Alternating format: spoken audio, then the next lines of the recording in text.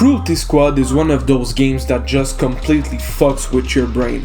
I don't care who you are or how mentally stable you are, if you play Cruelty Squad for more than a couple hours each day, you are effectively giving yourself a lobotomy.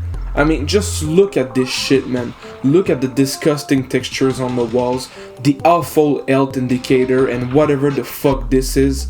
Like, man, if you want to give your brain some backshot, just close your eyes for a second and I'll play you some of the songs that are present in the game.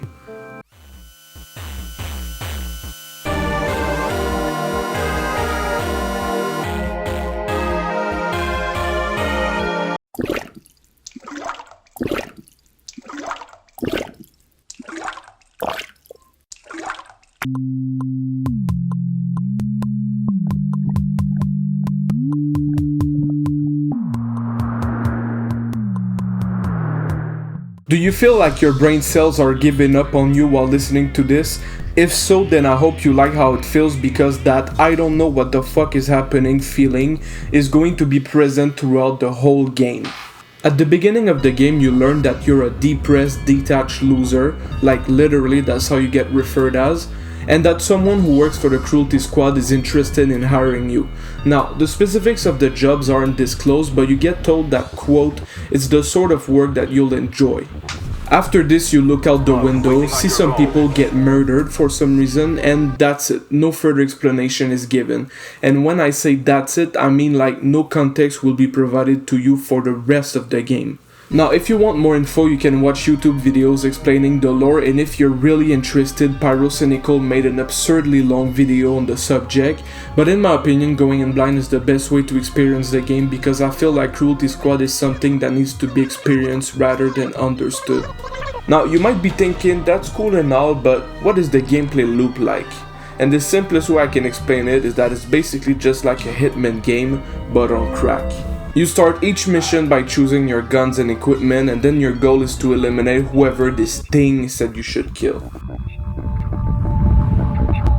Similar to the other games in the genre, you got multiple ways you can approach each mission. For example, if you're the type of guy who likes to sneak around levels, you can bring an invisibility suit and a silent pistol with you, and then you can infiltrate your way through the level while avoiding most encounters. On the flip side, if you're on Adderall, you can rock a bulletproof vest, an MG42, and you can kick out the front door and simply start blasting. As far as I know, the only time when playstyles are kind of imposed is in the late game or when you try to speedrun. Besides that, you should be able to freestyle your way through most missions. Talking about missions, one of the best things about this game is the mission diversity. Like, one level you could be killing millionaires on a cruise ship, and in the next you're trying to escape a crack den that just happens to be your house. Maybe I'm just too dumb to see the continuity between each level, but I really wouldn't be surprised if Ville just said fuck it while making the game and purposefully made the missions as random as possible. I mean, the dude took the time to create a fully working stock market and a surprisingly good fishing minigame in a fucking FPS. Like, who does that? And it's not like it's a gimmick either, like the stock market actually reacts to your actions in game. So for example, if you kill someone with a lot of influence, you'll see the market completely going nuts, and if you know that in advance, then you can make a ridiculous amount of money. Same goes for fishing, by the way. It's not just an afterthought or anything, it's a full-fledged mini game with almost 70 different types of fish to catch. They each got their own quirks, like some of them will only spawn at a specific location, others will only spawn when you play at night, and some will be extremely difficult to catch.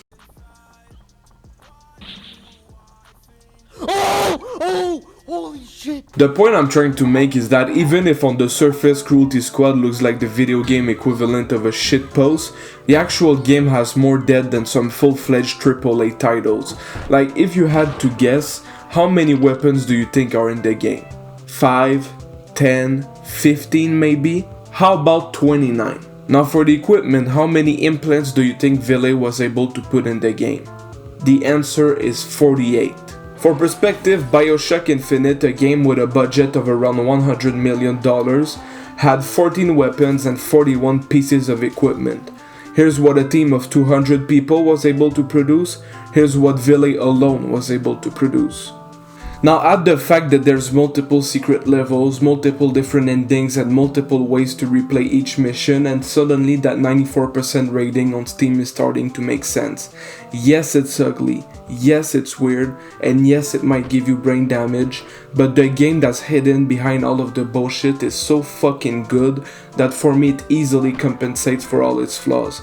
And overall, if you think your retina can handle it, then I highly recommend you give the game a try.